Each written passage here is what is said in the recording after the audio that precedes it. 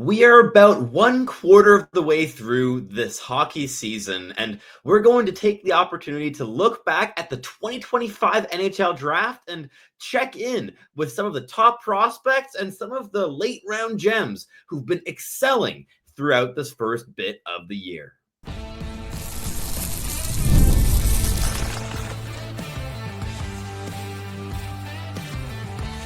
You are Locked On NHL Prospects, part of the Locked On Podcast Network. Your team every day. Hello, and welcome back to Locked On NHL Prospects, part of the Locked On Podcast Network, your team every day. On this show, we break down everything prospects related for you 5 days a week, Monday through Friday. I'm your host, Sebastian Hyde, the USA scout over at Elite Prospects.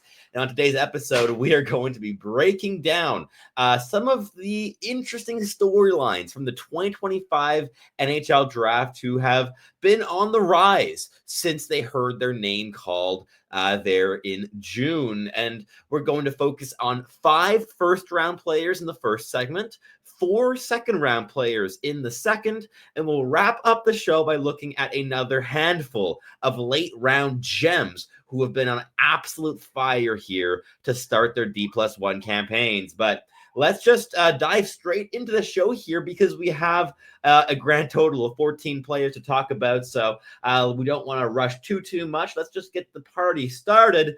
And we are kicking off at number 6 overall, the Philadelphia Flyers and Porter Martone, a player who has been on absolute fire since making the jump over to the NCAA with Michigan State University. He's arguably been their best player so far this season. That has some competition for that award, but he certainly is leading them in scoring and really authoring a lot of the offensive sequences that are really dangerous for this team. They come off of Porter Martone's stick. He's also been showing a lot of defensive intelligence and resilience and competitiveness, really tough to play against in all 3 zones so far this season. And on top of that, of course, he also has a wicked shot, 10 goals in 14 games, 19 points. Also has 48 penalty minutes.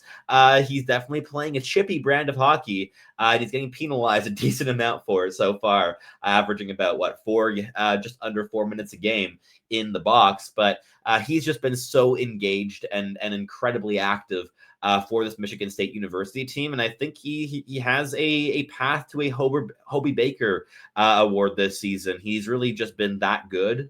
He's in the conversation for those types of awards. He's been one of the biggest difference makers throughout the entire college ranks. And he's still just a 19-year-old freshman. So the sky is the limit. And he's been in great form to start off the season. Then we've got Jake O'Brien of the Brantford Bulldogs in the Ontario Hockey League. The captain there this season was drafted at 8th overall by the Seattle Kraken. He's a 6'2", 176-pound right shot center. Quite young for the draft class as well as a mid-June 07 birthday. And he picked up, right where he left off, basically, but more than where he left off. Last season, he was among the top scoring draft eligibles in the entire CHL with 98 points in 66 games. And this season so far, in just 24 appearances, Jake O'Brien's got 10 goals and 44 points, 8 penalty minutes, a +19. Brantford has just been absolutely dominant so far this year, but O'Brien is their offensive driver. He's their playmaking fulcrum. He's the guy that everything flows through, and he's just really playing a fantastic season here. Just to read off a scouting report from Mitch Brown, this is coming from October 29th against the Barrie Colts. Mitch writes, O'Brien had a trio of assists in this game, including a really nice touch under heavy pressure to a flying Merrick Vanacker for a breakaway goal. His defensive work was the best part, however. He was back above the puck to deny the middle and steal pucks, got inside the hands for pokes, but things came a bit unglued for him down the stretch and frustration built up. He struggled finding separation from Barrie's forwards all night, getting pinched out along the wall and only once showing the physical skills to fend off the pressure. He got overwhelmed at times, and his lack of pace with possession led to some turnovers, though the puck did get swiped off his stick and led to a goal one time. Poor touch on some of his passes, and he reacted too late to the play around him. In his many battles throughout the game, he eventually got frustrated and started fishing for calls. Lost Aitchison in overtime on a pick play, who immediately buried the winner. One of those games where the high-end skill was still visible, but the overall impact was lesser than the flashes.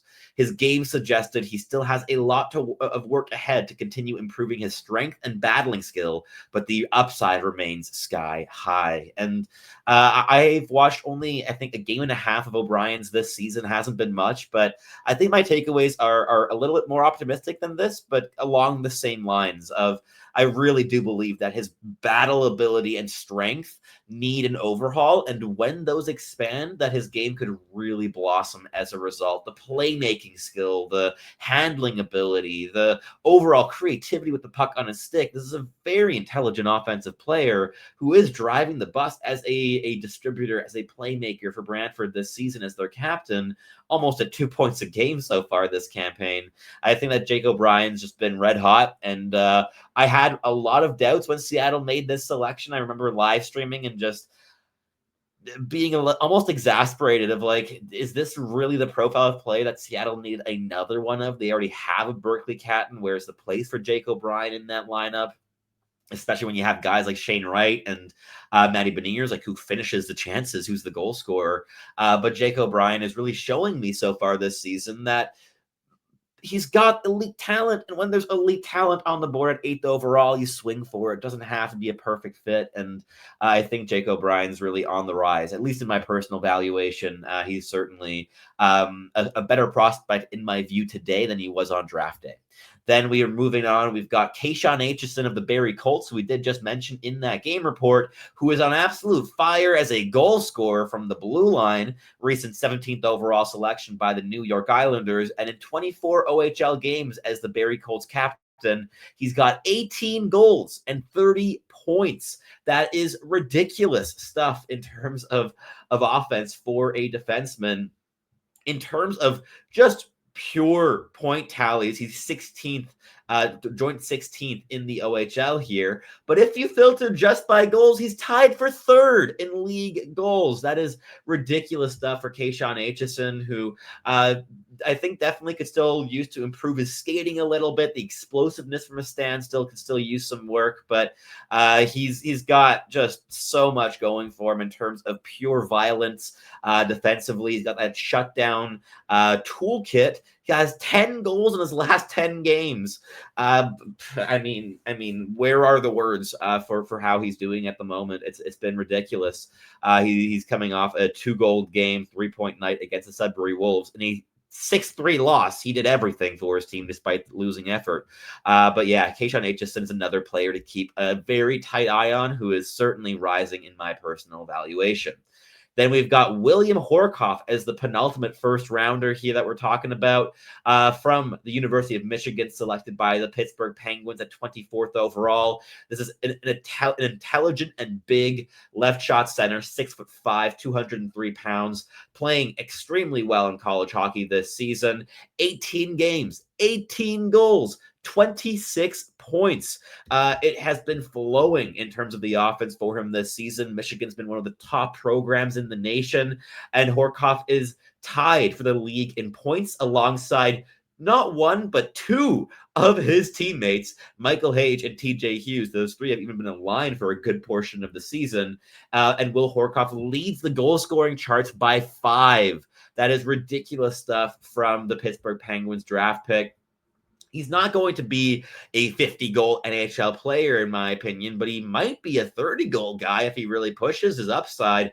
What he has is a really good shot, sure, not elite, but he gets into goal-scoring position. He's able to score a wide variety of goals, whether it be beating a goaltender clean from medium range, whether it be whacking at a puck in the blue paint or deflecting a shot from the point. He's strong at the net front. He scores in a variety of ways, and that's why they have been piling on this season, as well as, of course, playing with a pair of very dynamic wingers on that top line that do a lot of the puck carrying for him, because that's not Will Horcoff's biggest strength. He's more of a connector, a tertiary piece in terms of transition, but still a guy that is finishing his chances and also flashing some really nice playmaking rotations in the offensive zone during the cycle or during the power play as well. Like especially him and Michael Hage have really built some fantastic chemistry here this season. But to wrap up the first segment, we've got Václav Nestrasil, the 25th overall pick of the Chicago Blackhawks, who's been on fire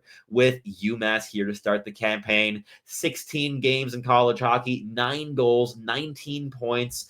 The assists have started to flow here recently. Had a nice 2-goal, 3-point game against Army, despite UMass getting to a disappointing defeat there, losing 5-4. But Nestrasil played 23 minutes and took part in 3 of their 4 goals. He's been fantastic with that massive amount of size as a 6'6" right winger.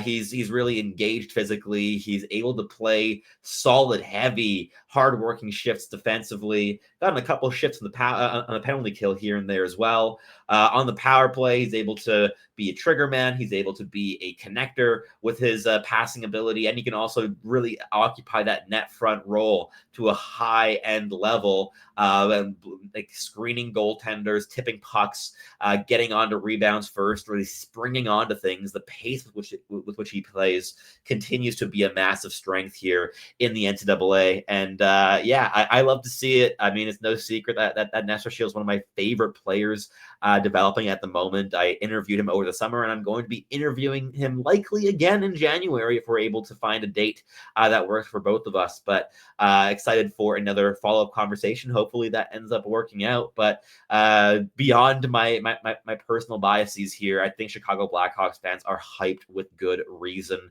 This guy's got top 6 power forward written all over him in terms of the overall toolkit, the intelligence, the pace, the creativity, the physicality and violence that he's grown into his game on top of the defensive responsibility he has. He's an awesome player, and he has made a very, very seamless transition to the NCAA. But that wraps up this first segment. In the next one, we're looking at 4 second-round guys that are really rising. But before we do that, we've got a quick message from our sponsors here at Locked On NHL Prospects. Let's be honest, most of us can't even name all of our financial accounts, let alone what they're worth. Between 401ks, savings, and investments, it's so easy to lose track. And that could mean leaving money on the table. That's why I started using Monarch, an all-in-one personal finance tool that brings your entire financial life together in one clean, easy-to-use interface that you can access on either your laptop or your phone. Monarch's visual dashboards and smart tools make it so much easier to understand where my money's going and how to make it work harder for me. Don't let financial opportunities slip through the cracks. Use code LOCKEDONNHL at monarch.com for 50% off your first year. That's monarch.com, code LOCKEDONNHL for half off your first year. All right, let's keep this show rolling here as we have 4 second-round players to highlight, 3 forwards, 1 goaltender, a lot of different profiles here. No 2 players have the same style here, and we're kicking things off at 34th overall, and the first pick of the Montreal Canadiens in this draft class, Alexander Zharovsky. Highly skilled winger, got handling skill for days, really showing a lot as well as a shooter and a playmaker so far this season. And he has been lights out in the KHL with Salavat Ufa, scoring 7 goals and 18 points in 22 games. If you're going on point per game tallies, this is up there in the KHL among D+1s. Like, this is just truly up there for this age group. This is not something that's done often at all. So he's a guy that I have to shout out here. He's been brilliant there in the KHL. If you go all-time D+1 forwards and you sort by points per game, Alexander Zharovsky comes in third currently with his 18 points in 22 games. That's a 0.82 points per game average, and that is tied with Nail Yakupov. Honestly, almost the identical stat line that the first overall pick in 2020 and 2012 had as a D+1 in the KHL. 18 points in 22 games to the T. And at number one, you've got Matvey Michkov with 0.85 points per game with Sochi there after being drafted, and also puts Zharovsky just a smidgen ahead of Ivan Demidov, who with his 49 points in 65 games last season had a 0.75 points per game average. So Alexander Zharovsky at his current rate is way up there in terms of historical comparisons, all of whom were top 10 picks. And he's just sitting there as a second round selection with elite hands and still a lot of raw habits that are going to need some work, but he's a very intriguing talent, and I think the Habs have a potential top 6 player in him. And I wasn't his biggest believer going into the draft, but I've watched him here in the KHL, and I can't really overlook his talent any longer. Then we've got Charlie Serrato, who was the 49th overall selection by the Carolina Hurricanes, actually a selection that initially belonged to the Montreal Canadiens and was part of the deal that swapped the 42nd and 49th overall picks to Carolina in exchange for that 34th overall selection used on Alexander Zharovsky. Everything is linked in here. So Charlie Serrato is playing at Penn State University, teammate of Gavin McKenna's this season, and he's been among the top scorers in college. He was at least through mid-November. He hasn't scored quite as much in his last couple games. Other players have been surpassing him, but still 21 points in 16 games so far this season as a really hard-working checking center, strong two-way details, can never really judge his effort on any single shift, and a guy who's also really learning to use a bit more power in his middle rushes, and also create through his playmaking when he is in those slot adjacent areas. So a player I think that's really exploring his game. He has a lot more assists per game this season than he did last season, with 16 assists in 16 games this year. He had 27 and 38 last year. Really exploring that playmaking aspect, especially from what I've seen so far this season. And I think he's a really nice third line upside guy for the Carolina Hurricanes, and that's great value in that mid-second round range. Then we move on to Jack Ivankovic, the starting netminder of the University of Michigan this season, who, as an undersized netminder at 6 feet tall and 180 pounds, was selected at 58th overall by the Nashville Predators, who know a thing or two about undersized goaltenders, as they do have Jussi Saros, of course, under contract. But Ivankovic has been fantastic so far this season with Michigan. A .922 save percentage through 18 games, a 15-3-0 record. He has been keeping them in games quite regularly, and this is a Michigan program that has lacked goaltending of this caliber for quite some time, a handful of years at this point. So he's just been worth his weight in gold for Michigan, and certainly is a player that deserves a shout out because he's just been playing some fantastic hockey, and despite not being the biggest, anticipating plays quickly and using his athleticism to his advantage. Then last but not least for this segment, one of the more interesting cases from the second round. I just kind of had to throw him in. He's not really a riser. He's just an interesting case. And that's Ivan Ryabkin, who's went straight to the AHL with the Chicago Wolves, which is a path that the North American players don't have options to do. But as a Russian, Ryabkin was able to.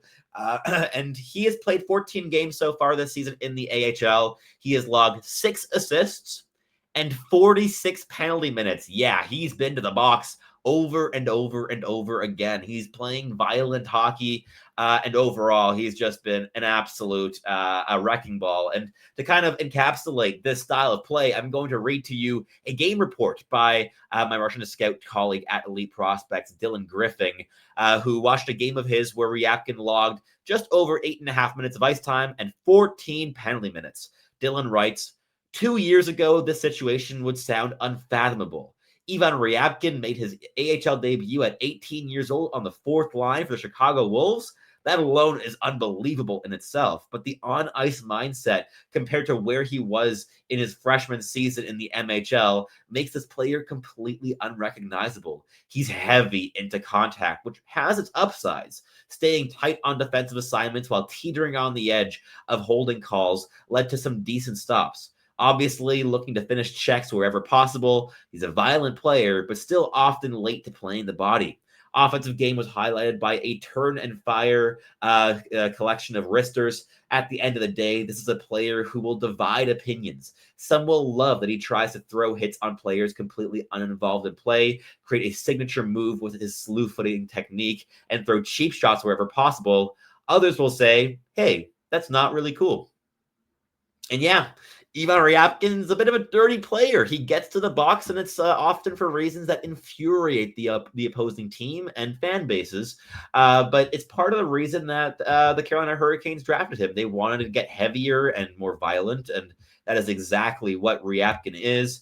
I want to see him shoot a bit more. I'd love to see him get a little bit more ice time as well, but he is just coming off a 2-assist performance against the Rockford Ice Hogs here on Wednesday. And he's a guy that I really do believe still has some offensive chops to discover in his game at the pro level. But at the same time, is he the player that we thought he was a year and a half ago offensively? Most certainly not. He's not an elite level playmaker. He's a very good playmaker with a good, if not great shot, who is just unrepentantly violent.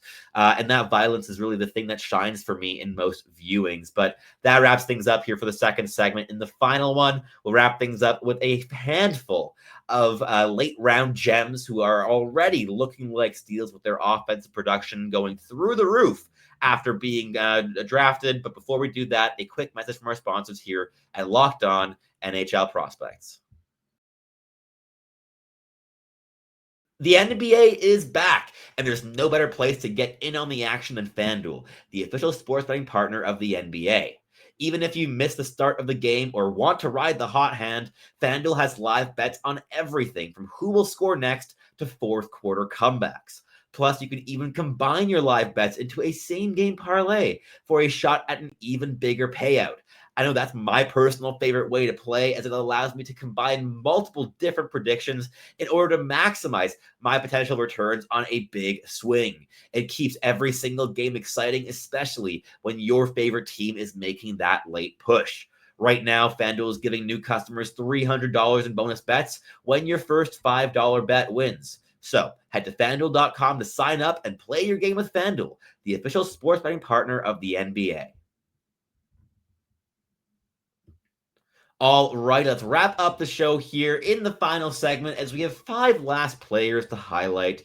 And these are 5 players I like a lot, and there is a common thread.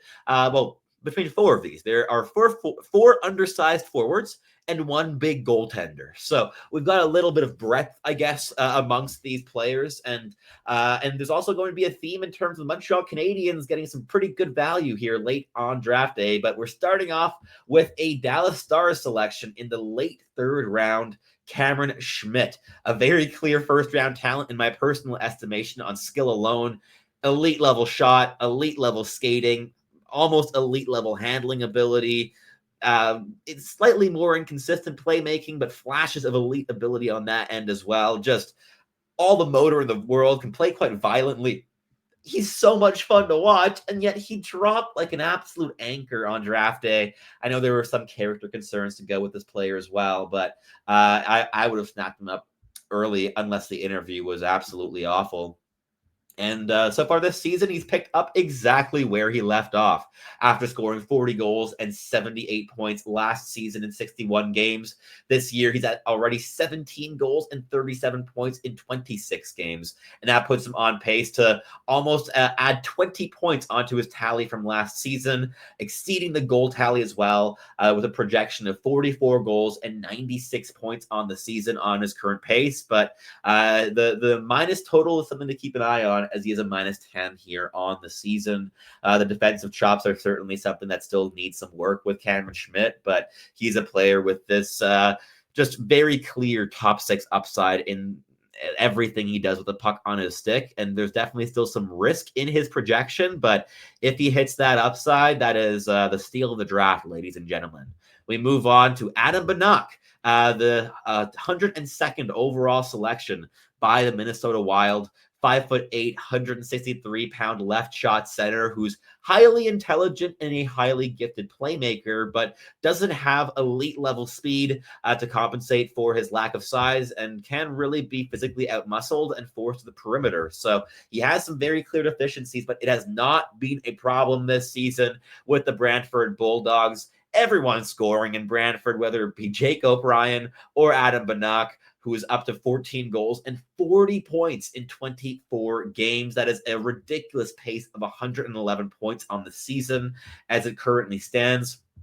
And Banach, look, the strengths and weaknesses I don't think are really going to shift massively over the course of the next couple of seasons. The question is, are the strengths going to be able to be elite enough to put him over the edge to compensate for the clear physical deficiencies, not being elite defensively? Still, he has a really good motor, but the overall speed output, I think, needs to be a bit better at his size to really be able to outpace opponents and evade them, because yeah, he's going to have to have these separating tools to operate at his size. But if he's able to make it work, this would be one of the most fun storylines, because he's been a tremendously dynamic player for Czechia for what, 5, 6, 7 years now? Like, you can go all the way back to the Pee Wee tournament in Quebec City all those years back when he combined with Václav Nestošil. But yeah, he's definitely on the rise here this season.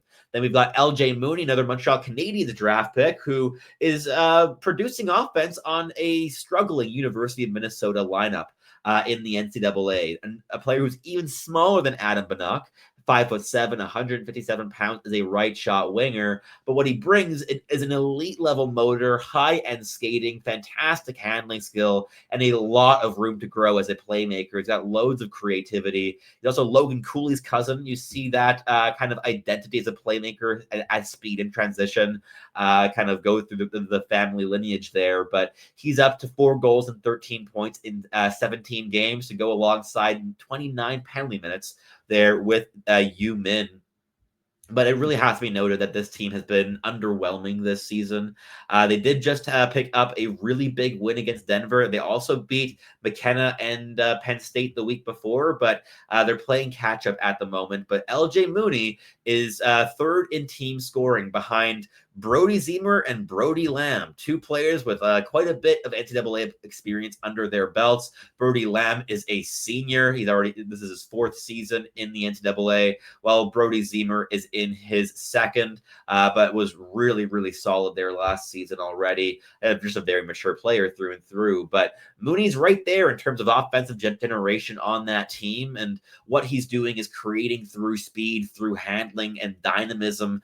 Very creative, strong improviser. Still want to see a little bit more in terms of the defensive reads. The work ethic is irreproachable as well, but yeah, the reads, the awareness, the timing, these things can certainly still be further refined. But I still think that he's doing a great job so far, especially given the environment for the first month and a half of the season.